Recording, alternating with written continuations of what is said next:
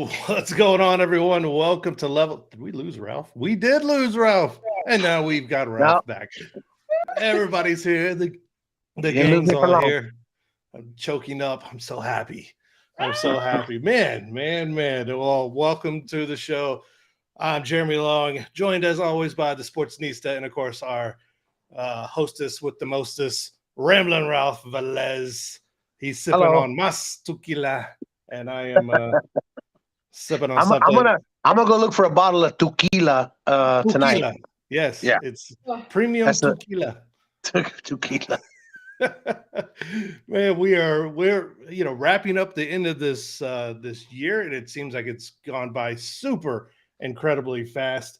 And of course, another year means another year of combat sports, boxing, mixed martial arts, and it is our probably our I guess our favorite show, probably outside of our Thanksgiving show where we let things go and kind of get things off our chest.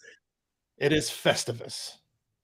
Festivus is for the rest of us. So, first off, what's going on, everyone? Cece, how are you? I'm dying over here. I'm choking. God damn it. Listen, let's play how do you lose all of your MFing equipment in your own damn crib when ain't nobody else touching your shit but you? Let's play that game. I got no Okay. microphone. I don't have no tripod. My light is barely working. I'm on the children's laptop, but I'm all right. I'm breathing. I got multiple beverages. I got some cranberry ginger and strawberry guava. I was trying to find the Lilikoi, but they didn't have that. But I'm good. But you got your hair done. It looks very nice. The 2 days ago, I've been writing a lot. I've had multiple 20-hour work days, just trying to get stuff done by the end of the year.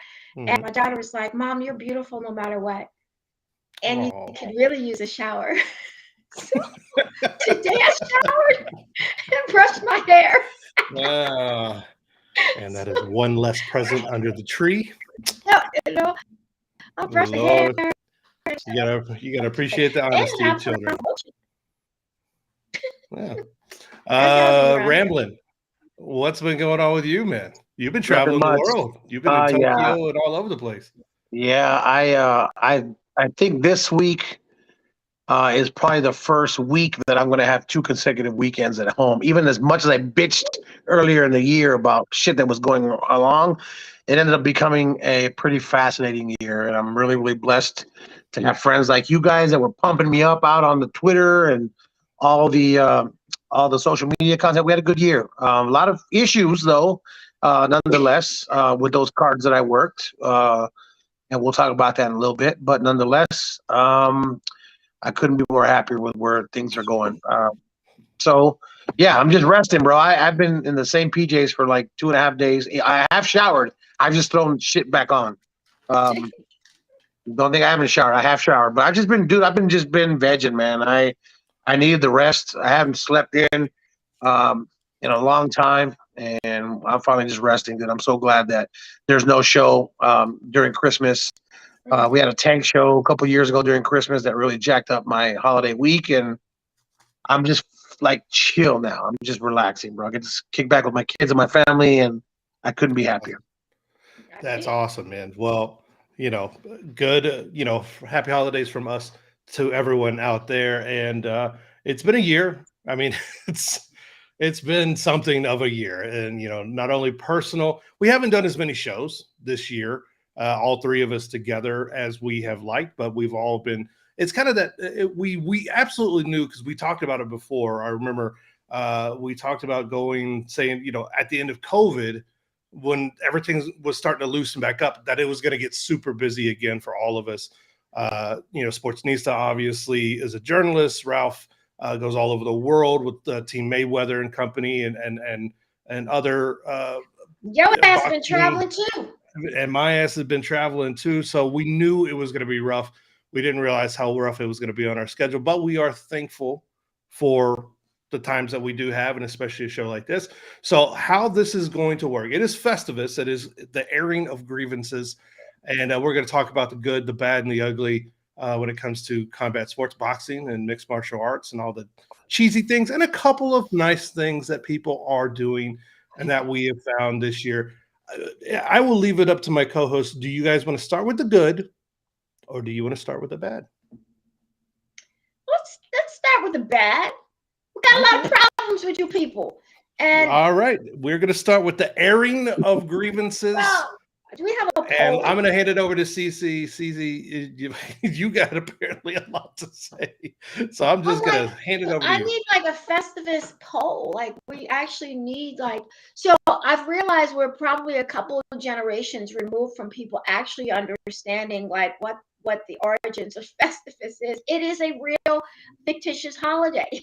So, it's a very real fictitious holiday. Yes, it was started through the iconic sitcoms Seinfeld and the Costanza family, where Mr. Costanza, the senior, would created a holiday, and there was a poll, and there was Merry Christmas for y'all and Happy Festivus for the rest of us, and they had the poll where they would actually wrestle in the living room and air all the grievances, because as Mr. Costanza said, got a lot of problems with you people.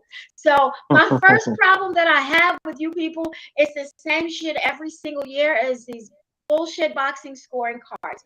How many times over and over again are we going to get these wide scoring cards with zero explanation as to why they're happening? Why are we still shielding people who are doing bad work? They are being hired over and over again, Adelaide Bird, to do bad fucking jobs. I have a problem with it, and it's costing people money. It is costing these fighters title shots, and I'm sick of it. That's my number 5 bullshit story of Combat Sports 2022. Yeah, who was the? I mean, you guys know better than I do, because I've missed a few cards this year. Who was the judge in the latest fight? That I think it was like a 97-92. Was that during the Teofimo fight where he was awarded 97-92 over Sandro Martin, when it was obviously way closer than that? Yeah, listen, nobody. We've got promoters who they offer training. But what they're not offering is many consequences. That is the problema. And you can't work the good judges like in every single card. They got lives.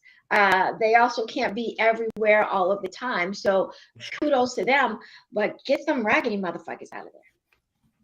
Who watches the Watchmen? Rambling. What do you think? What's something that's really grinding on you from this past year, since she mentioned judges? Well, I'm going to piggyback off of that. Are you okay with the UFC judging? Oh, all over, across the board. Bad combat sports judging. No, they're okay. All right. Bad is okay, because Adelaide Bird has actually moved over to UFC predominantly now. She works about 90% UFC, 10% boxing. So that's why I wanted to make sure. All the pools. And I'm going to tell you something. I stick up for Adelaide Bird only because she's a close personal friend, and she's probably top 3 judge in the whole wide world, to be honest with you. She teaches the courses. Maybe she's doing the old school way of judging. I don't have a problem with your comments and your grievance. I don't. But I got to stick up for her only because she's a pretty damn good judge. It's one fight. You're a good judge. She's a good friend of yours. Like this, she's a good judge. She still teaches the seminars. Okay. We're gonna move on because I know we're about to get into it, and we're not gonna get into it right now because the tequila's going down way too smooth. Number 5. This is really my number 1. Do I have to wait till number 1, or can I just say number 1? No, go. Because it pisses me off. These damn. Look, I have to give it up for everybody that steps in that ring and decides they want to be an announcer, a commentator. Fine, I get it, okay? But when you get in there, you have to find your own style. You have to find your own way of things. You can learn from people, okay? You can take from people. You can say, oh, his pitch was good, his timing was good, but you cannot fucking steal the whole damn spiel of these guys, right? You can't basically take that person's voice and pitch and tone and the order he says his things, because that's his style. When I say fighting out of the red corner, that's my shit. Okay, that's mine, and my time to shine is mine. And when I say coming by way of KO, that's just my style. You can't go and take a legend and steal all his shit and then all of a sudden get in the ring and make it yours. It pisses me off. And that's just, it's special to me because it's like you have to find your own way. And it just pisses me off. And now we have three guys. One of them is copying Bruce Buffer right now. He's the one that did the Masvidal thing when Masvidal was signing books. That guy's actually announcing now. You know what I'm talking about? This kid, he copied Bruce Buffer when Masvidal was signing at a book signing or whatever. And anyway, yeah, no, they didn't hire him. Somebody else hired him. Roy Jones Jr., nice shirt, by the way, hired him to announce one of their cards. And I'm just like, dude, like, I've said it over and over again, only because I just think it's really cheesy and grimy and shitty that a man like Michael Buffer or Bruce Buffer has to put in 30 years of work to stand as a legend, and you go and mimic and copy just so you can get in the game. I just think it's horrendous. And that's my number one. That could be my number 1 to 1,000 because that really does piss me off. It's really, really times. we'll just go over it 5 times. Okay, so we got piss poor judging. We have piss poor announcers. Piss poor announcers. Let's just say it. Piss poor copies. Copycats. Yeah. I don't have a particular order. I am going to go with something in regards to we lost Sportsiza. We lost her face. I'm going to go with something more in line with just a guy who's just saying some stupid stuff. Paddy Pimblett, fighter for the UFC. No, I don't care anything for Paddy Pimblett. I don't hate the guy or like the guy. He's just kind of a fighter, right? But he has a podcast, and just a few weeks ago, he got into it with Ariel Helwani. Now, Ariel Helwani is a polarizing kind of figure in the world of mixed martial arts. He is a journalist. Oftentimes, he is derided. Sometimes he's praised, and oftentimes, Ariel Helwani finds himself on the wrong end of controversies because he brings stuff on himself, and that kind of thing. Paddy Pimblett has a podcast. He's a UFC fighter. He has a podcast. He had Dana White on there, and he basically kind of ran Ariel Helwani down, saying that he, was kind of a scumbag and all this other stuff. But it wasn't even all that. He's going to get more tequila. Get your tequila. This is a story. So he went all, he did all that, but it was something that he said, saying that basically interview subjects for podcasts and things like that, like fighters, should be paid for their appearances, should be paid for their interviews and things of that nature, which it doesn't really sit well with me, because did Paddy pay Dana White, the guy he was talking to on his podcast? Had he paid all the other guests that had been on his podcast and gave him an opportunity to use their name to build his podcast? Or was it just something that he's someone that feels that only he should be paid for his time, like he's some world beater or something? To me, he's Conor McGregor light. If you can't afford Conor McGregor, you go out and get this guy. Except this guy is going to get starched as soon as he starts fighting guys that are in the top 10, because he gets hit way too much. Yeah, top 15. Because he gets hit way too much. His punches are way too wild. He's got decent wrestling and decent jiu-jitsu, but I think that, top 10, top 15 guys are going to starch this guy. CC, because of the worlds that, I used to work in, journalism as that kind of cover fights and fighters and stuff like that. But you are in the world, and we do have this show, and it's a long-standing show. We've never offered or been asked to pay for any kind of appearance. That's not how this really works, and that's something that Ariel said that I wholeheartedly agree with. CC, back me up here. Is Paddy Pimblett just talking out of his ass at this point? Or, counterpoint, should fighters be paid for appearances like on podcasts or ESPN or anything else? He's talking about his whole entire rectum, saying something like that. Could you imagine if any journalist was paying a guest on anything, CNN, MTV, podcast, name it, whatever, your local station, how much impropriety would there be in the information that you are given now? Because it's pay for play. You know what you pay guests for? It's called an ad. If you want to cut a fucking ad or a promo, then you get paid for that. But for an interview, that's just, and on top of all of that, Patty and others who want to hop on and talk about what a journalist is and who is and isn't doing real journalism doesn't include paying your subjects for their time. That is journalism 101. That is to ensure that there is actually veracity in the information that you're given. And I know, a lot of times when you get hit upside your head, things seem real abnormal to you, but let me clear this up for you. Nobody should be getting paid for their interview unless it's a sponsored set or an ad that you're paying for. Foolishness. I'll start here, and I'll go ahead and just get into my number 2. I'm gonna piggyback on that again. I'm not copying you, I swear. I'm not a Wish app podcast participant and just copying.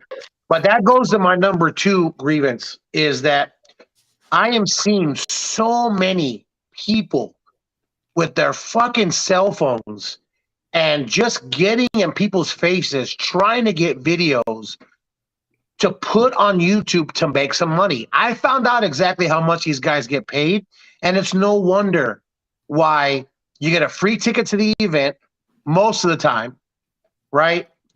You go and you put a camera in somebody's face, maybe it's even your favorite fighter, and then you get him to say some stupid shit or something that's going to rattle people when you know damn well either that topic is long gone or it's a topic that's going to ruffle feathers, so you can get a couple of $1,000 off of 1 million clicks. And now it's just saturated, and the promoters like it because it causes traction and traffic to their fighters, because the fighters are so lazy to do it on their own. It sucks, to be honest with you, because now there's people at these fights that I see that I'm just like, dude, you're a joke. The questions that they ask. Platform. Huh? They have platforms. Yeah, the platform are fucking 2,000 people. That's not a platform. That's bullshit, right? And I'm gonna tell you, I've done some videos for Fight Hub TV, and the Fight Hype, they approached me, but in reality, man, it's like, do I want to whore myself out for a couple $1,000 and maybe ruffle some feathers for somebody I might work with in the future? No. So you just can't do that. And these guys don't care. They'll take up 15 minutes for an interview. Look, I'm not saying that we're all badasses here, but we're all badasses here. I don't need 15 minutes to get the best out of the fighter. I don't even need fucking 7 minutes or 5 minutes. I can get it out of the fighter in like 3 minutes. And that's all I need to be like, holy shit, that interview, that video was badass. And CC, yours are like that all the time. And they're fucking awesome. And you cut them down, you edit them into a minute, minute and a half, 2 minutes, and they go crazy. And I just think it's bullshit that we have 100 people trying to force themselves on to these fighters, and it's all bullshit. It's all repetitive, regurgitated bullshit, and I hate it. I really do. You can shoplift the pootie real cheap and with your iPhone. I mean, then just stick the camera in front of somebody's face, and what's even worse, people are stealing that content. It's like you didn't ask that question, they weren't talking to you, but all of a sudden you slap your logo on it, and it goes on to whatever YouTube channel that you have. It's really bizarre. It's crazy. Which, in fairness, I mean, outlets that you would consider legit journalists and journalism, I mean, they've been doing it for years. I mean, you could say things like, MMA Junkie and places like that, who would, voraciously, I deny we do that bullshit. Y'all do it at some point. I mean, I get scrums. Scrums are free for alls. But if you have a one-on-one or you ask a one-on-one question and some other jackleg just brings up his iPhone and captures it and throws it on their Twitter account or something like that, I think it's a little you're going against those kind of, I guess you would call them unwritten rules at this point.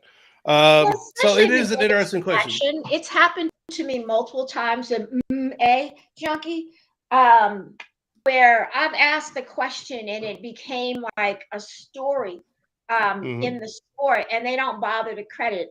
This time last year, as a matter of fact, Juliana Pena, when she beat Amanda Nunes in their first fight, my question was, do you think UFC should create the baddest mom alive belt for you, since you're mom champ? And she went on saying how she was legitimately the first mom champ because she was the first one to actually give birth.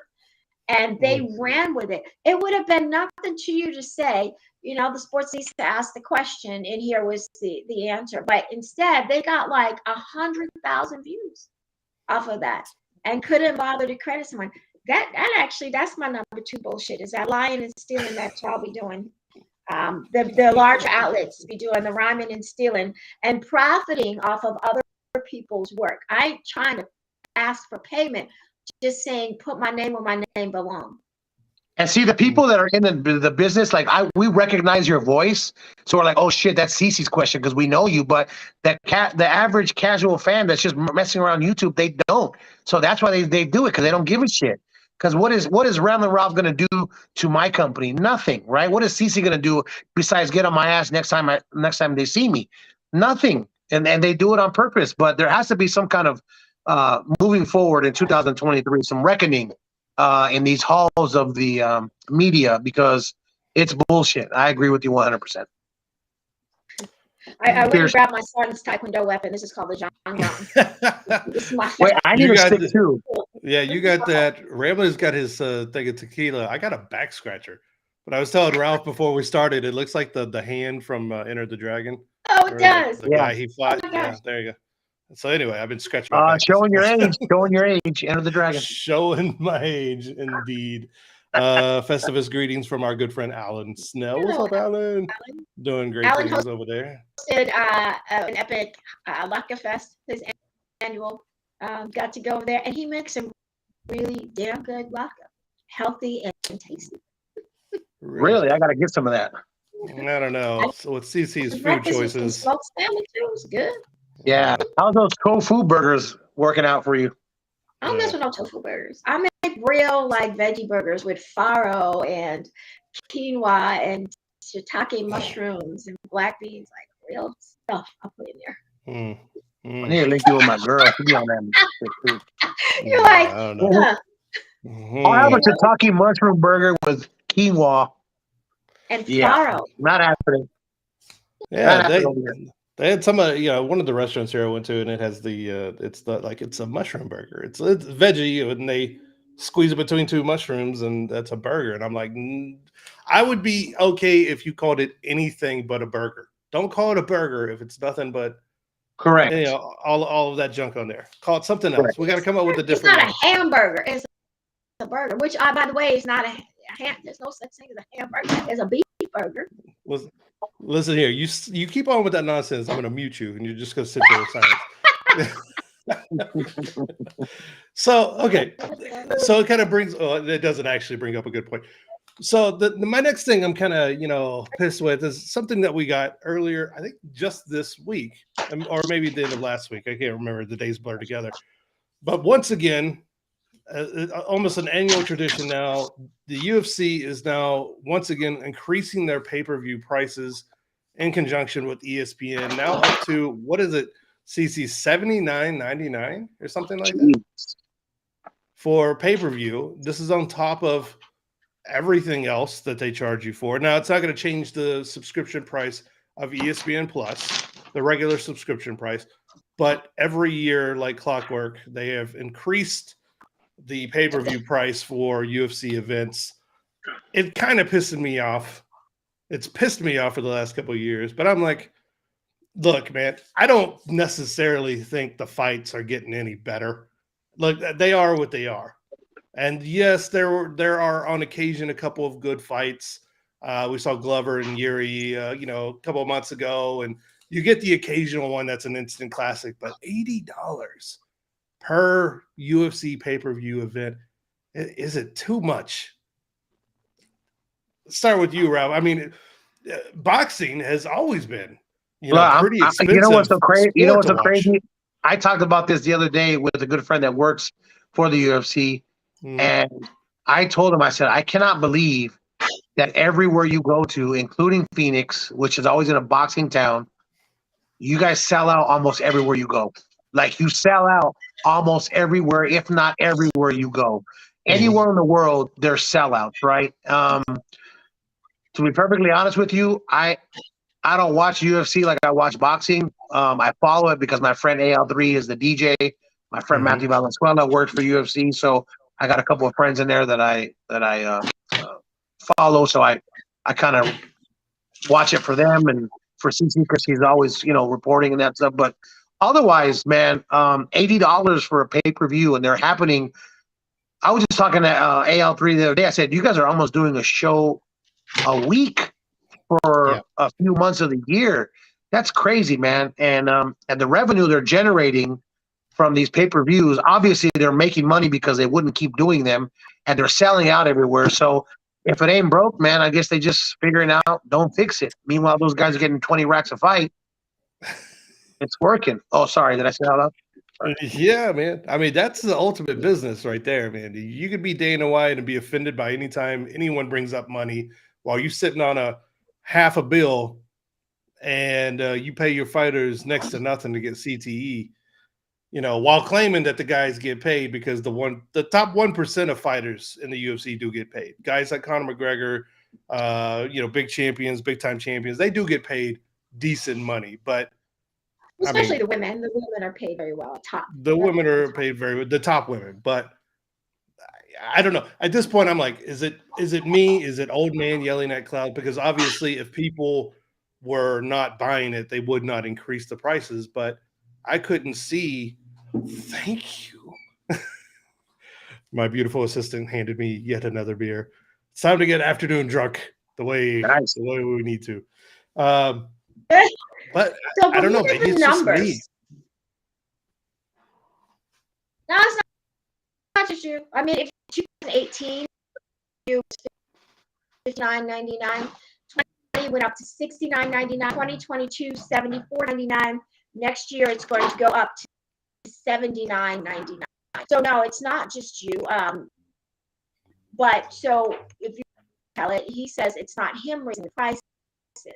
It's actually ESPN raising the prices. And so if ESPN is raising the pay-per-view price, I don't doubt that the actual subscription to ESPN Plus is going to go up as well. It's quite ridiculous.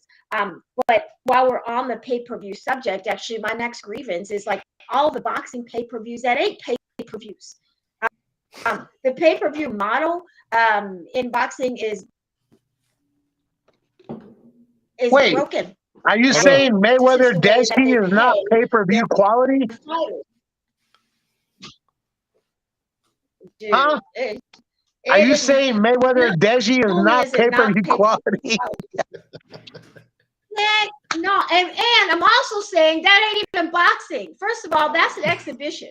I'm talking about a real boxing match where things. So I mean, what did we have? New Year's Day last year we had. This year was it Ruiz and Ortiz. Like a paper. I'll tell you something. Al Heyman must love him some Ortiz because he be getting that man paid over and over again. But I always say that boxing fans don't get the fights that they want. You get what you pay for. Stop paying for that bullshit. Just stop. We haven't gotten the numbers from Terrence Crawford. We won't get the pay-per-view numbers because no one actually gives you those numbers for real. He would of 10,000 pay price. Yeah, they sold out in his hometown. He actually should have, but the views and if you look at other countries, I'm sure you've seen this, Ralph. You go to Australia for the same pay-per-view, or even the UK for the same pay-per-view, it's like $35. We paid $80. It is a goddamn crime. And if Congress wants to start investigating jump fees, airlines, put that on there. Put on these absorbent exorbitant pay-per-view fees that they are charging people to watch any kind of combat sports. So I don't care if it's UFC, if it's boxing, all of them are ridiculous. But my specific gripe with boxing is the quality of fights that they put on a pay-per-view card. That's simple. Which fight should have been a pay-per-view in boxing? Which one did I miss that should have been on pay-per-view that was on regular free TV? That's the problem. There isn't one. You know, there isn't one big one. The only bona fide pay-per-view stars that you have in boxing right now, there's only two: Canelo and Tyson Fury. Tyson Fury carries that big UK box office number. Tank Davis. And then you've got. You don't think Tank Davis is a pay-per-view star? No, I do not. No, I do not. I think that Tank can sell out certain arenas. But as a pay-per-view star, no. Certain arenas or every arena he's ever been in? Yes, he can do that. He can sell out 15,000 seats. Yes. But he's not a pay-per-view star. A pay-per-view star is someone people are paying to see who does not consider themselves a boxing fan. That is a star. You have tools in boxing. Canelo, Tyson Fury. That's it. You got some very good boxers. Devin Haney is the next generation. Shakur Stevenson, next generation. Ryan Garcia, next generation. They are not stars. They are prominent names and successful boxers. Floyd Mayweather was a star. Nobody else can come close to that. And I think that's because he set the bar when it comes to pay-per-view. And so you have promoters, primarily promoters who work with him, who are trying to recreate that lightning in the bottle. And we just don't have it right now. Well, you're gonna really be upset with me when I say this, and I'm only saying this because I've experienced this personally. Okay. You're going to laugh at me, but my next grievance, I know, Jeremy, we're kind of skipping over you and you're just kind of like blending in. We're going to go back to you, I promise. But I'm going to forget if I don't mention it right now. I have a grievance with people not giving Jake Paul his due. And let me tell you why. All this bullshit that we're complaining about pay-per-view fights that shouldn't be on pay-per-view, and Al Heyman hooking people up left and right. None of these guys, not even Canelo, and not even Teofimo. I'm going to be honest with you, even though I love that dude. He's a VIP guest of this show. We love him dearly. Honestly. He's not a star, right? Jake Paul, I'm telling you, at the open workout, there was people that waited there since like 9 in the morning. Hundreds and thousands of people at the open workout. When I tell you that it ain't hundreds of thousands, it's thousands. No, hundreds and thousands, not 100,000. Oh, okay. Hundreds and thousands. Yes. Sorry, that's my Mexican slang. When I tell you that this boy, let me just put it to you this way. Any MMA fighter or any boxing fighter that's 5-0 would be fighting somebody from Tijuana, Mexico, or Nogales, Mexico, who doesn't even own his own trunks, who has to borrow his teammates' shoes. And I'm not clowning. I'm just saying it because I see this all the time, where they're padding the fighters until they're 15-0, 16-0, and then they're finally fighting somebody that's half decent. This guy is the real deal when it comes to marketing. He put the work in. I see no other fighter with 100 million followers on all their platforms, not even Canelo. Not even Canelo has that many followers because I checked. I don't want to be running my bullshit, bumping my gums. I checked. And Jake Paul, he can throw a little bit. I'm telling you, he's not a complete fighter yet. Obviously, it's going to take forever. But the dude can handle his own in there for being a 5-0 fighter. And I know that you're making a face already, but he is going to be the next star of boxing. He's next. Regardless of what you think of him, regardless of who he's fighting, to be perfectly honest with you, I've seen it with my own eyes. I sat there at ringside. The people go absolutely fucking bonkers for him. And is it a crowd that we're used to? No, it's not a Tank Davis crowd or a Floyd crowd or a Canelo crowd. It is a Jake Paul crowd, and it's guys that sit in front of computers all day trying to make YouTube videos, and they're showing up. And there's mad money there, though. All the influencers that show up to these damn events of his, they got way more money than these athletes do. They got way more money. They got tons of money, all these kids. And it's absolutely crazy. And Jake Paul is going to be the next boxing star. You heard it here first, boys and girls. And you can talk shit to me all you want. I'll shut up. No. But that's my biggest grievance. No, is that people no. are not understanding what this guy is doing. He's changing the sport. So much so that Steven Espinosa was smart enough to snatch this kid up. And now look what's happening. They're making money. Go ahead. Sure. Okay. No. So I 100. I agree with you. I agree with you. Jake Paul is a star. Jake Paul and Logan Paul to that, because I think Logan is on WWE now. I think he's doing the thing. And they put him in the very top spot. Bro, I mean, he's in the main event. When you've never wrestled in your life and you go wrestle Roman Reigns and you look fucking fantastic, like, how does that happen? That doesn't happen. He blew out both legs, okay? He got ACL and MCLs in both legs. I'm gonna let Jeremy go ahead with his grievance and so. I will say this. I'm gonna talk about this point. Jake Paul is a star, and there are people that show up, hundreds and thousands, and people that buy tickets and sit in arenas and things like that. I'm not arguing that. My point would be he's a star from YouTube. He is not a boxing star. People don't show up because they think he's the next Mayweather, he's the great white hope or something like that. He built a platform. Him and his brother built a platform, and they were stars there. And all they did was just move over into a different arena. When Jake actually starts fighting boxers, it's going to be a different story. I doubt we see the point where Jake actually fights a boxer and boxes a boxer. He's in it. Look, there's no shame in it. He's in it to make money. And if boxers are smart, if their teams are smart, which they're often not, if they are smart, they will look at that and go, let me do that. You get a little bit of it in Ryan Garcia. Ryan Garcia is a guy who has a YouTube following. He has a good social media following.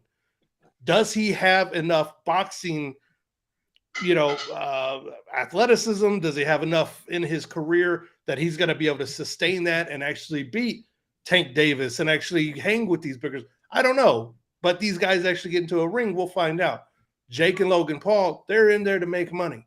Are they are they doing what they're doing to do for the long term? Does Jake Paul care about being one of the all-time great boxers and, doing all that? No, he doesn't give a shit about any of that. He's making money because he became a star in one arena and just transitioned and moved over and found some easy pickings and some not some easy pickings. He knocked out some former UFC champions who may or may not have taken a dive. Ben Askren, I don't know. Or maybe they were just that piss poor at what they're doing. But my point is, I don't know if he's an actual boxing star. Mr. Beast, you take a look at Mr. Beast, right, was offered $1 billion for his channel, for his YouTube channel, and turned it down. And he's got like 500 million followers, subscribers, or whatever. Hell, Elon Musk the other day was saying they're going back and forth. Some YouTuber, like the most prominent YouTuber there is. His followings he's dwarf worth or make dollars. Damn, you know what's crazy? We're retarded. Like, seriously, when that YouTube first opened, I'm like, this is stupid. Who the hell is going to come watch videos on this thing? Yeah. Like, yeah, no, I missed and that. I'm just like, man, I think back to that day because it was like it barely started. And even with like TikTok, my friend's like, dude, get on this. I'm like, dog, I'm not going to be dancing on no camera. Well, yeah. No, I wish I was dancing. I dance on tables. Yeah.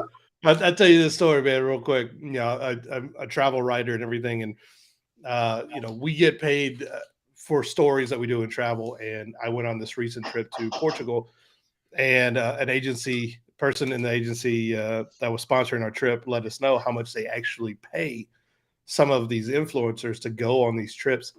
It is obscene money, where me and 3 other journalists that were on this trip, we instantly changed our stuff up, and we were like, nope, got to start transitioning, man. I put it off for too long, man. I gotta try to be a 39-year-old influencer now, because whether I like it or not, these people make tons of money, and I really want to lash out at my my former high school guidance counselors and my parents, who always said that video games and shit like that would not get me anywhere.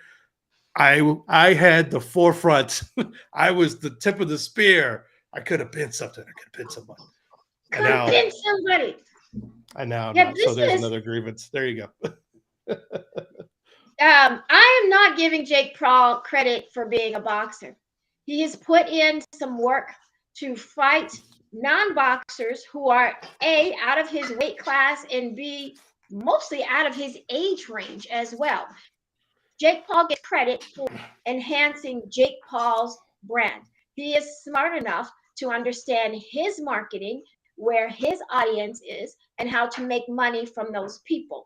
And the people who are making money from Jake Paul are smart enough to understand that they can shake that money tree for right now. 3 things. 1, when and if he actually fights a boxer who is of similar skill set, size, age, experience as he is, I will then credit him for being a boxer. Right now, he's an athlete entertainer. Secondly, if he is so good for boxing, boxing has had steady decline in pay-per-view and gate numbers for the past 5 years. Last year was probably one of the worst outside of Demic in the past 5 years. If he was so influential in moving the dial for boxing, why hasn't that translated? It's translating to his cards. And by the way, his last card wasn't as successful as the 2 cards before that either. Finally, consistently submit to drug testing. Once you have those 3 things, I will gladly give credit for being a legitimate boxer. But right now, he's actually taking advantage of his own marketing. Good for him. Good for him. It's not good for boxing. If it was good you for don't boxing, think that Anderson Silva, who beat Julio Cesar Chavez Jr., who he's was a former 50. world champion? Hold on. He's 50. He outweighs this dude by like 40 pounds. What are we talking about? He's not even a boxer. You don't train boxing. Okay. All right. No, but again, he gets credit for his marketing, and he does train. When I see a kid at the gym, I'm like, dude, that kid's gonna be a badass. Like, remember this name, Robert Merriweather? He fought the other night. He's been a 9-time amateur champion. He fought in Vegas. The kid's gonna be a undisputed world champion. I guarantee you, if he doesn't get hurt. When I see him work out and I see him fight, he's not like the rest of the YouTubers. The guy knows how to throw. He has angles. I'm telling you, you got to give him a couple more years. He's going to end up fighting for a world title. You should have seen the way these guys at the WBA convention were all over this guy. Legends could not wait to get a picture taken with him. Fernando Vargas, Sergio Maravilla Martinez. I'm telling you. He's a celebrity. This is what I'm telling you about. That's what I'm talking about. So why hasn't everybody done what Tio Pimo's done and go get that Bud Light sponsor and go get that Quick Trip sponsor or go get that Circle K sponsor or something? Nobody's doing anything. And if it's going to take this guy to light a fire under somebody's ass so that they get moving and get going, then I'm all for it because I enjoyed that card. I was working the card, but I enjoyed it. Like, I had fun watching that fight. And call me whatever you want to call me an idiot, whatever. But this guy is going to be. You cry, but you're not an idiot. Listen, like, I want you to do well, and I want you to get your money. I would never pay 14 cents for one of those cards. It's not. I'm not the demographic, and they don't care. People who are their demographic are paying the money for it. But you bring up a good point. $5,000 for lower level. $5,000. They sold out. That's $5,000. They sell out. I was actually on Ticketmaster as the fight was going on, and there were tickets available. Yeah, there was, but Glendale Arena is 19,000, 20,000 people. That's a lot. We should call it a sellout. That's the problem. You get these marketers and promoters talking about stuff sold out, and it's not. It's really easy to fact check that stuff.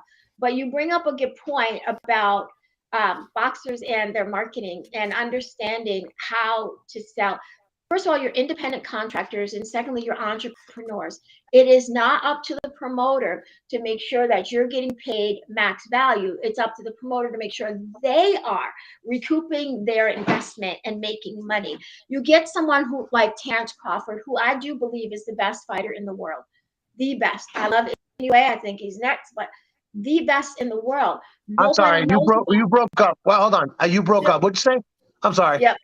But nobody knows about this guy. I got the greatest thing. No, No one I knows. honestly didn't hear you.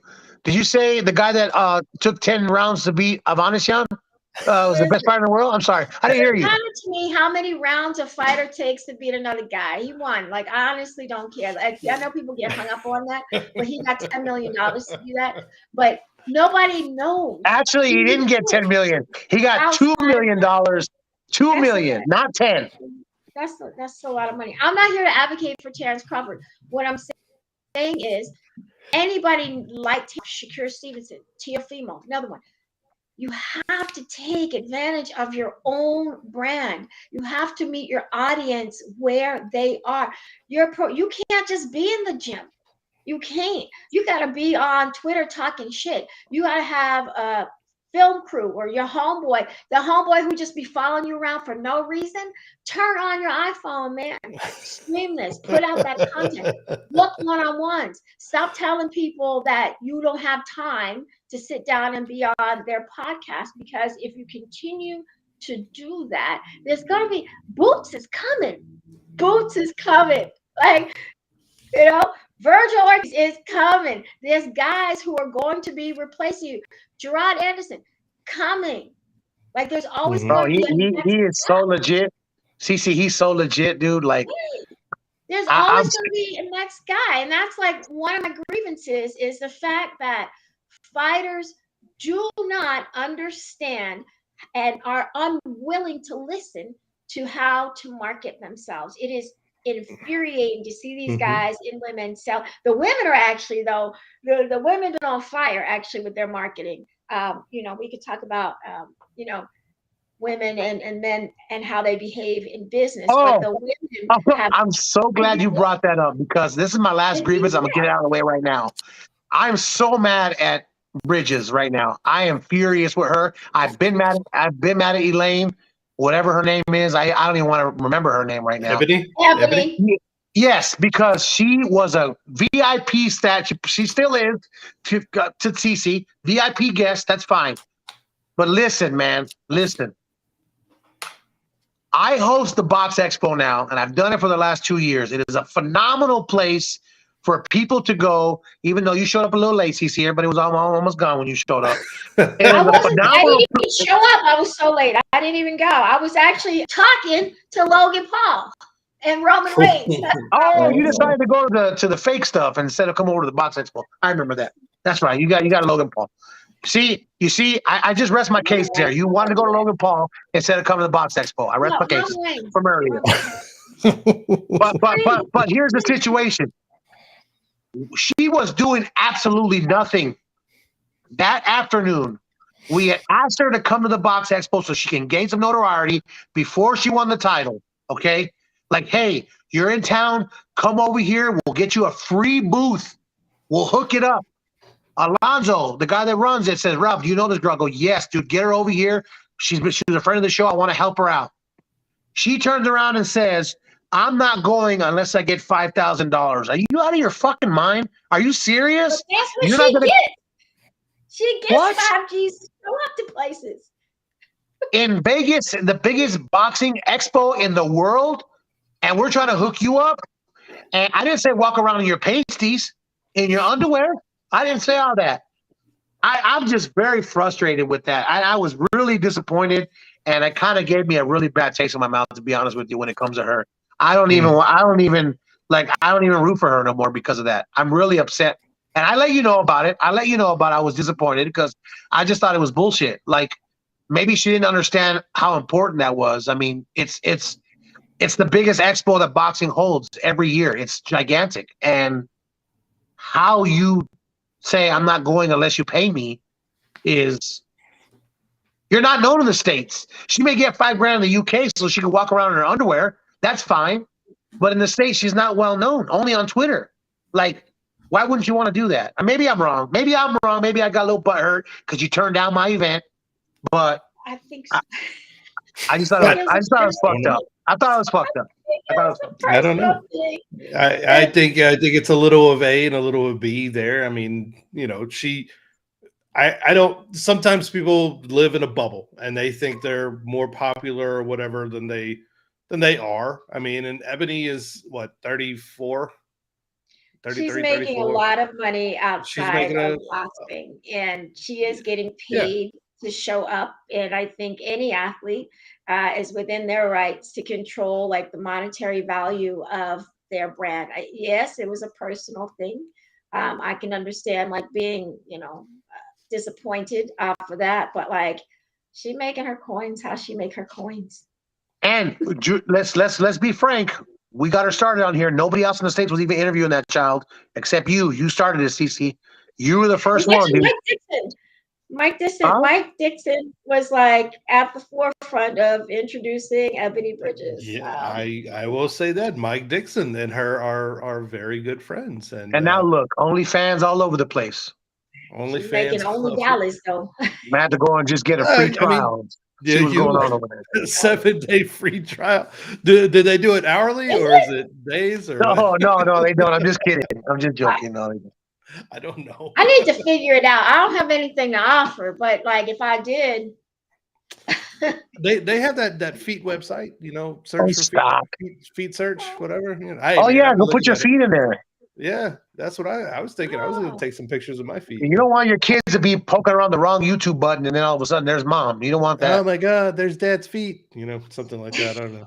You got to do weird things. Oh my God, look, if they found the what is this button in our like OnlyFans? 5,000 square foot house, we'd be all right. Yeah, I know, right? I should pay off my Jeremy, house. you've been really silent. What else you got going on, Jeremy? Speak to us, man. What are you so mad about? Let's see.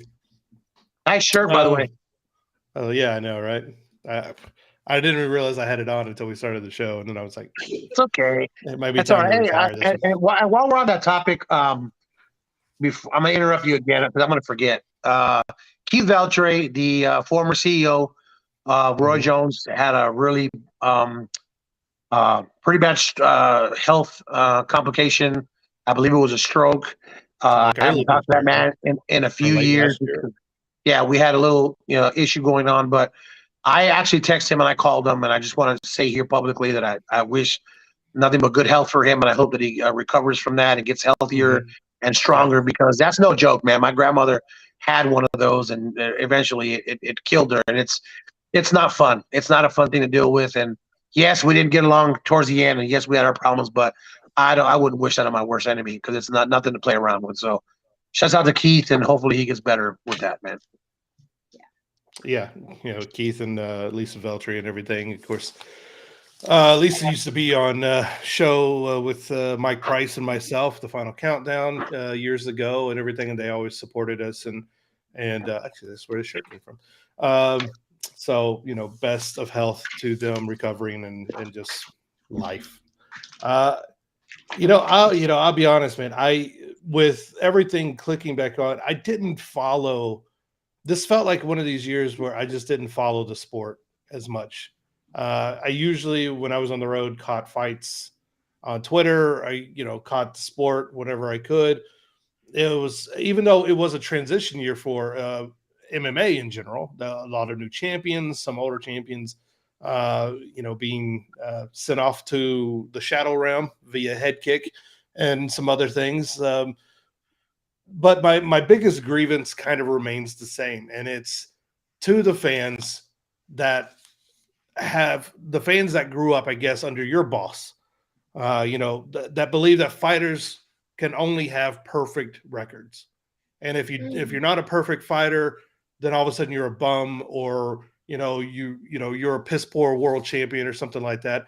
And what got me thinking about that was the other day was another friend of our show, Jamel Herring, who recently said he was stepping back from the sport. I don't know if he's full on retired. His wife has kind of given some mixed signals. He may get back in there. We don't know. You never know. You don't never want to say never in boxing. But he's one of those guys who always interacts with the fans. He always, is talking and doing his thing on social media. But just the amount of disrespect from people, alleged boxing fans, that because he lost his last fight and moved the belts on down the road to the younger fighters and everything else, just like every champion does outside of Floyd Mayweather. and Rocky Marciano, I guess. The people are sitting there calling him bum. Oh, you're a bum. You don't know what you're talking. What are you talking about, man? Not only does this guy serve his country, he's a badass Marine.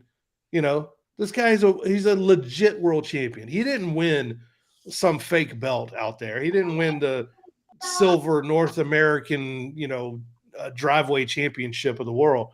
He's a legit world champion. And my thing is just always to fans, just be respectful, man. You don't have to like every fighter. I don't like every fighter. You don't have to, you know what? You don't even have to respect every fighter, but don't be disrespectful, especially since you ain't gotten a fight since 4th grade when Tommy Henderson knocked your ass out on the playground because you took a swing. That's why I'm mad. You can't fight your way out of a paper bag. Don't be disrespectful fighters. They go out there and they literally, especially in this sport, they go out there and they literally put their lives on the line every single time they step into the cage or step into a ring to entertain us, and some of them, especially the younger ones, and we've had a couple of boxers this year pass away from, after knockouts and stuff like that. Sometimes these guys aren't making millions of dollars. These are the guys on the come up. They may be making $5,000 a fight or something like that. And you're sitting there disrespecting these guys, and women and, just anyone who steps in there. But it always ends and begins with the fans and their interactions. Social media has gotten us to the point where we can be real close with celebrities and stars and things like that, where there used to be this like barrier. You couldn't just talk to them every day. But now people are just, you can boo and say, hey, I like this other fighter better than you. But God, some of the shit people say, it gets to me, man, because I'm like, look, I've never stepped into a cage. I've never stepped in, in any kind of professional setting. But there's no way in hell I would sit there and bullshit on someone. I think Jake Paul is a boxing star? No. But am I going to sit here and disrespect him when he does step into it? No, man. He's putting his life there.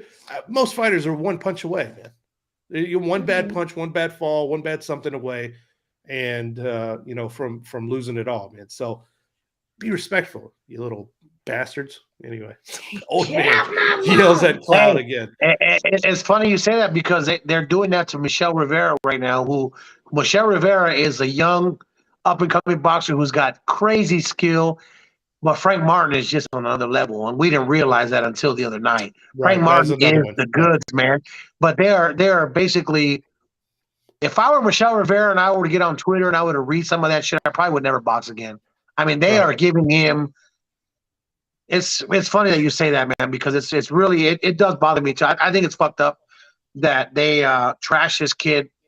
The kid's really good, but Frank Martin, we just realized how damn good he is, and Errol Spence is going to have another world champion in that stable with him because he's phenomenal. It is what it is. The kid is young. These two fighters put their zero on the line. Isn't that what we wanted anyway? Isn't that what we're hoping for? Like, fuck, these two young guys, they didn't have to fight each other. They said, the hell with it. Let's fight. Let's do it. And then, Michelle Rivera gets beat, and yet all of Twitter's bashing his ass. Fake Ali, this and that. You're a bum. I believe it was 130. Oh, my goodness. You're going to put me on the spot now. Like, 154, 154, I think. Okay, Charlo. I may be way off there. I should know that, actually. Imagine if Ali and Frazier never would have fought the first fight because neither one of them wanted to give up that zero. And that's kind of what you're getting. I know we kind of transition into something else, but another grievance: Crawford and Spence. Ugh. It's that guy's fault. It's this guy's fault. It's whatever. You guys got to get in the ring before no one cares anymore. At what point do we just go, okay, well, I mean, Terrence Crawford is how old? 34, 35? Yeah, 35. I think he's turning 36. Yeah, he's about to be 36 years old, man. I mean, is Spence just waiting for him to age out? So, he beats him and he's like, well, I did beat him, You going to beat a 40-year-old man? Yeah. I think it's just. We're gonna have Mayweather, Pacquiao. Is that what we're doing? I was right. I was 135. He's lightweight. 130, 135. Lightweight. Yeah. Listen, that weight class is cracking. Like, it's going to be good in that weight class for a minute. These guys are going to keep circling each other. Once Loma gets up out of there. Mm-hmm. Speaking of I mean, Bud Crawford, Tiafimo's already gone. He's doing 140 things. I don't know how long he's going to last at 140. 140 I know. teams. Hey, speaking of Bud but Crawford, are you up? Did you watch the fight? no, I'm not paying for pay-per-views. I watch caught the Well, highlights. on Twitter. the fight broadcast was about as good as our secondary and third cameras that we use for backups on our podcast. It was horrendous, and that's the last of my grievances. If you're gonna fucking blast this out, BLK Prime, whatever, okay, greatest thing on earth, whatever. Make your fucking broadcast fine. Go out and get a company to back you up with the bandwidth so it can stop. I mean, it was They like didn't have no more money, man. Yeah, They gave all their money to Crawford. They didn't have no more money. And he said he's a free agent. He might not be fighting on BLK Prime again. That's craziest part. He just, he got paid in a little bit of like a cash that they said don't cash that until Friday, and some penny rolls, man. Like they did all their money on him. They didn't have no money left, man. You talking about does anybody have any bad things left to say? Any bad or we gotta go? Okay, I'm done. I'm done with my bad stuff. I'm done with my bad juju. You guys go. Top grievance. My top grievance is actually promoters who still don't put women on their cards. It is beyond time for it to be part of just doing boxing business to have at least a match that features two women. If you're if you're paying people $1,200 to show up, you don't have another $2,400 for two women. Matchroom and Matchroom / DAZN, ESPN / Top Rank, and even Golden Boy recently have all had women on their cards. Clarissa Shields actually with Salida Promotions, they had their own all women's card earlier, I think January, February of this year. It is beyond time for every single card to have a featured bout with women on it. I'm over the fact that there are promoters who just believe that women shouldn't be fighting. I don't care if you believe it. We are fighting. And it was, and actually the best thing that happened in sports for me this year, this is like, I'm turning it around, was the continued elevation of women in combat sports. They were already there in the MMA world. Boxing has now provided a real platform for champions to defend their belts. You had Serrano and you had Taylor in Madison Square Garden. You had Clarissa Shields going to the UK to fight Savannah Marshall. Franchon, DAZN, Cruz went to the UK to take all those straps to become undisputed. Sinisa Estrada signing with Top Rank, and a handful of others that I'm missing, but Ebony Bridges defending her title. They are out there. It's not just that they are fighting, they are now defending their titles. And I'm looking forward to seeing what's happening in 2023 with these women. Michaela Mayer, Alicia Bumgardner, man. Oh, man. Talk about that build up right there. Man, great I wish fight, I could have paid to see that in person. Don't be a salty bitch. You're like, oh, man. Like, listen, Alicia Bumgardner, she is the real freaking deal. And I love how she handles her business. She's from the Midwest, Cleveland, She talk her shit, she back her shit up. I really dig the girl. I'll let Jeremy, because he actually does a good job of making all our intro videos. And actually, I never saw that new one that we had, by the way. That has it been that long since we've done a show? Is that new? Yes. Okay. Yeah. All right. I like it. So I'll let you go last. So I'll go second. Okay. I had a lot of good things happen this year. A lot of good things. Being on the road and trying to go out and grind and just have people respect your work and make a name for yourself. It's very difficult. And this year, was well worth the struggle. I ended up working for 4 different promoters that had a legitimate stake in the business. Um, Nikisa and Jake Paul with in an agreement with Showtime allowed me to work their show. Yes, I work for Floyd. Floyd is still my number one, but it's Showtime, and we're all together with Showtime, so it worked out. And I got to tell you, they were good to me. I was very thankful for them taking care of me, and it was a phenomenal event. It was pretty cool to work that. The Transformers were coming out. It was just different. It was just crazy and different, and I enjoyed it.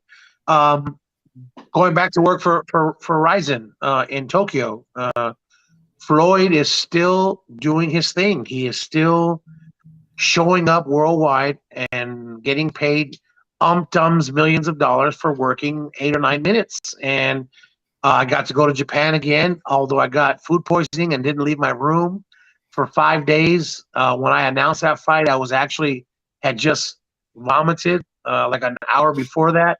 They had a bucket on the side of the ring for me just in case I needed it. It was apeshit crazy, man. So that was a memorable, but it was still a good memory. And then the Dubai thing, and not even really the Global Titans show with Deji and Jake Paul and all that stuff. That was fantastic. I mean, that was for me working with Floyd again. It was cool. But I think I became the first ring announcer to pimp myself out and put a sponsor on my coat, which I will continue. Hey, listen, if everybody was there and they gave me the contract, and to everybody there and everybody here back home that they gave me to wear that thing, everybody be wearing Limitless patches on all their clothes 24/7. So whoever has a problem with that, kiss my ass, okay? But hey, they want to reach out here.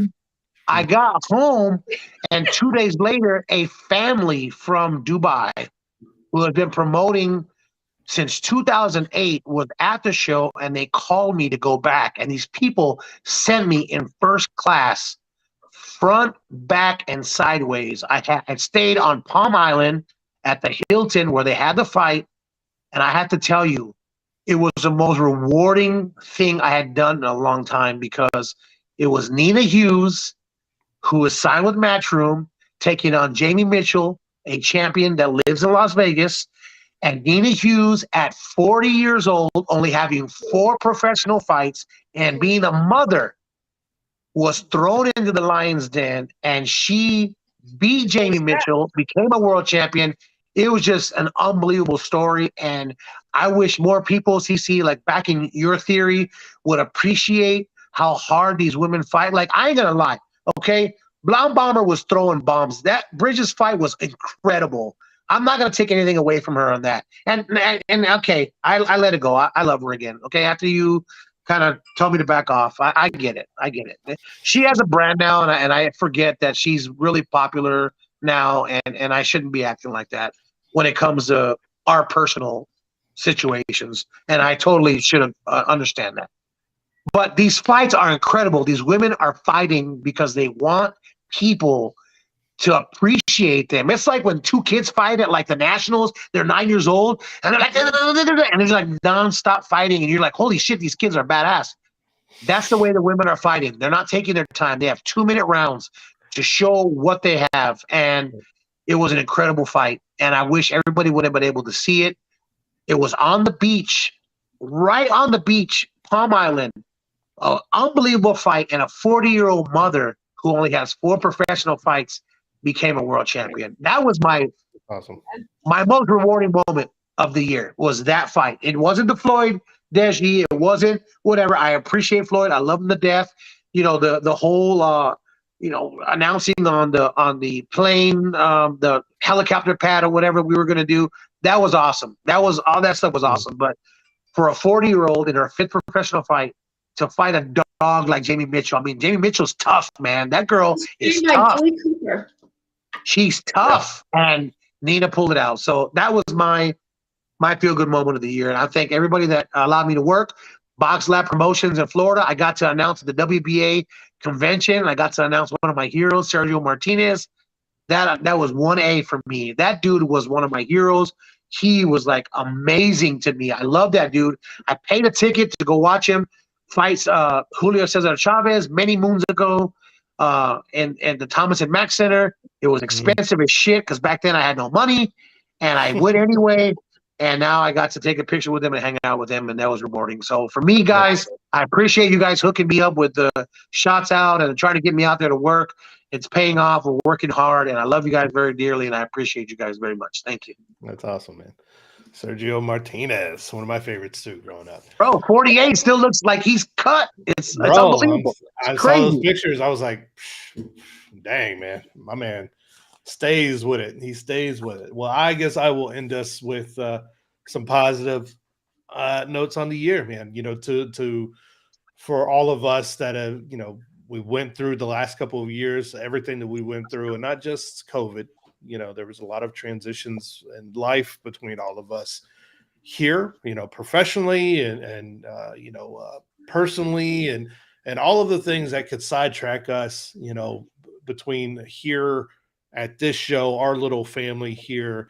CC, you continue to break new ground and continue your trajectory up the charts and coverage as far as boxing and MMA and the world of journalism. Ralph, you keep doing all the amazing things that you do all over the world. I sit there and I'm like, dang, man, that's freaking awesome. You know, I'm like, I'm jealous. I'm all right. He's doing things, you know. Well, now Full Metal Traveler is taking off, man, all over the world and drinking a whole lot in Texas too. I saw. Yeah. Well, you know, it's great to see everything in boxing, combat sports. The great thing is that things continue to change. It always builds. We have a bunch of new champions. We have that next generation in both sports continuing to come up. So nothing but love and health and happiness for them. And, you know, hey, someone's got to win, someone's got to lose. But as long as the fighters that continue to get on our show for free, Patty Pimblett, you know, and all the world champions and past world champions that we've ever had stop here through here, you know, this next year, 2023, we're going to be more diligent about bringing you fight coverage. I mean, we already are. We just haven't been doing the podcast. So we're going to bring it back from time to time, right? To talk what the sports that we love to talk about.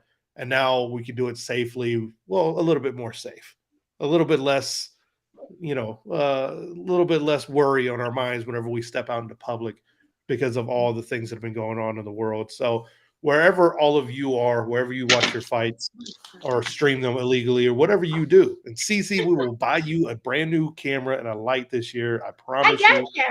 Wait, hold on. Before you cut this, I have one more thing to ask you guys before you cut it, because Jeremy, your end of the fucking keynote speech is fantastic, but I'm going to interrupt you. We have to tell us each other and everybody that's going to watch this, what is the one thing we're going to do different to better ourselves in 2023? Because obviously we're not getting back here in the next 6 days. Okay. The one thing, CC, go ahead. One thing is to have a more structured schedule. I got a lot of shit going on, and it drove me nuts in 2022 to be chasing every single lane. So I'm gonna be a little more narrow focused and have a better structure to how I go about my business. Uh-huh. And Mr. Ramblin' Ralph. All right, so I have been officially baptized into the undisputed game. I am going to be doing the scanning and the voice in the next few months. That's me, Craig Stevens, and Jimmy Lennon. And the game is looking incredible. Bro, are we gonna get an update from Mr. Grisham at some point? Yeah, we got to bring him back on. He's doing his thing, man. That guy's all over the place. So shouts out to Todd Grisham because he's doing a really good job of getting himself out there. He's doing the misfit stuff, which is part of the zone, but otherwise he's okay. So you're actually going to be in the video game. Yes, I'm going to be from what they're saying in the career mode. Are you a playable character? Can we play? No, what's going to happen is when they start their career, like when they first get into and I'm okay with it because it's basically how the pecking order is right now, right? Jimmy Lennon's still the man. That dude is still everywhere. So when you start your career, you fight in the smaller arenas, I'm going to start, which I'm okay with because when everybody starts their career, I'm the first announcer they're going to get. So that's I'm awesome. cool with that, right? I'm not going to be lost in some fucking Malaysian fucking chicken fighting arena in the back, whatever. No offense to Malaysians. I'm just saying they have fights back there. They're like 3 people get to watch them, and nobody gets to see what's really going on in there, which is going to be cool, right? I'm happy about that. I'm cool with that, and I was not upset with it. I'm just glad to be in the game. You know what's so crazy is that they're trying to implement reporters in there still, and it's still not done because, again, there's only a group of 12 people that started on this game, and they are really trying to hurry up and hammer this out. They did 2 beta testings already. The reviews are phenomenal. People are loving it, and so my goal in this is that I told these guys that I don't want to be looking like this when I get scanned. So starting the 26th of December, not even going to wait till the 1st, my goal is to lose 60 pounds in 1 year. It's very feasible. I can do it. I've done it before. And I just need to stop bullshitting. When you travel all over the place, the eating habits become terrible. After the show, CC, what time we get done? 12:30? Sometimes 12 o'clock at night. I'm hungry. Yeah. It's terrible. It's terrible when you're on the road. So, and even working events at home, you work your ass off. I don't eat because I get like acid reflux when I bring from my diaphragm. So I eat at noon, day of shows, and then I don't eat until I'm done with the show. So I go like 10 hours in a little fasting in between there, but I just need to stop bullshitting, man. We got a new home now. I met somebody that is backing me up as far as my structure. She's a wonderful person, so everything is going well there. Yeah, so I just got to get the shit done. Maybe I'm gonna have to go vegan and CC give me some recipes, but that's what I want. Yeah, Her tofu burgers. I'm sorry. Why am I blanking on his name? Your your referee friend, the twin. Oh, Kenny Bayless. Kenny Bayless, like he grows shit That's in my his guy. house. So. Yeah. Shit. I mean, look at all the judges and judges that have done that. Chris Flores, Robert Hoyle, Kenny Bayless are all turned vegan. And they all lost like amazing weight. They're all in good health. So like I keep saying I'm gonna try the bullshit. I try it for 2 days and I'm like, dude, this is terrible. But I need to do it. I'm gonna do it. I'm gonna do it. I'm ready. I'm ready, and I have to look good for this scan, man. I can't be looking crazy like this. So that's me. Nice. More of this. I missed this. I missed you guys. We're gonna do more of this. Gonna work it into the schedules. No excuses this year. Well, I mean, there are excuses. There are exceptions, but and I missed all of our people who chat with us and talk with us and leave comments and share our videos. We have videos that have blown up over the years that I've completely forgotten about and things like that. But that's how many. That's just a testament to our show, to our team. You guys who go out there and you're hitting the pavement more than I am these days, as far as talking to fighters and being amongst fighters. But we got it going on, man. And still, I'll put our stuff, even with the mostly 1 year off, I'll still put our stuff against anyone else's, because that's where we stand and that's what we do. Amen. And next time I got to get rid of this damn thing because I've been playing with it way too much. But we will end it there. We will end it there. We want to thank you guys. We hope you have a great holiday season. We will see you back here in 2023. Lots more shows, lots more boxing coverage, lots more MMA. That's what we're doing. That's what we're going to do. And best of luck to all of you. We'll see you. We'll see you next year, as they say, right? So we do. All right, TC Martin. Bye. I love you, Miss Bridges. Peace out, TC.